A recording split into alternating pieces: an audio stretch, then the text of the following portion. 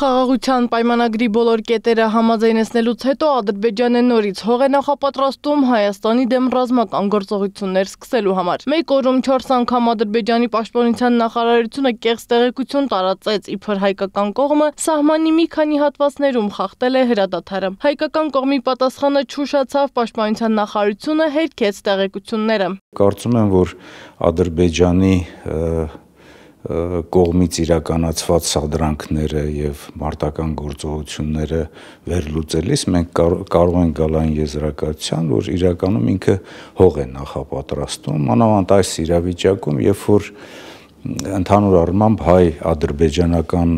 խաղաղության օրակարգը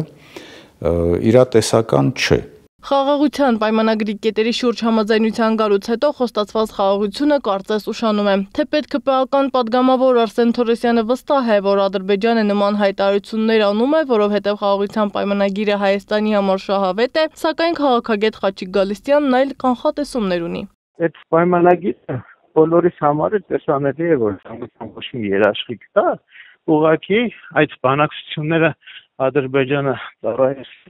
4 տարի շարունակ ավելի հարմար դիրքավորում ունենալու եւ աստիճանաբար հաջորդ փուլը իրականացնող, իսկ մենք գիտենք, որ հաջորդ փուլը դինելու էր արդեն բուն Հայաստանի Հանրապետության տարածքների նկատմամբ անթակույց հավակնությունները, ինչն էլ նա ցուցադրում է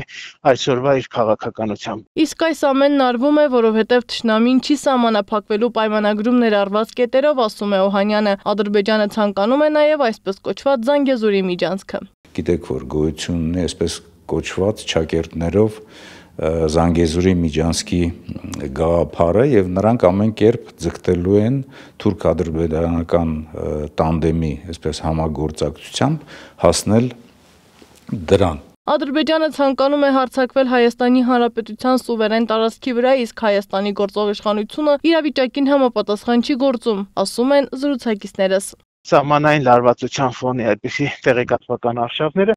մեկ նպատակին հետապնդում հող նախապատրաստել լայնածավալ ռազմական ագրեսիայի համար։ Ցավոք սրտի Հայաստանի իշխանությունները դրա բոլոր հնարավորությունները եւ քարտ բլանշը տվել են Ադրբեջանին։ Խաղաղության պայմանագրի հետ մեծ հույսեր կապել մասնագետները խորհուրդ չեն տալիս Ադրբեջանի ռազմատենչ քաղաքականությունն էլ վկայում է ապագայում ռազմական նոր էսկալացիայի մասին։ Պատրաստ է Հայաստանը ռազմական գործողությունների, ըստ Գալստյանի, հայ ազգնայո գործող իշխանությունը ոչ։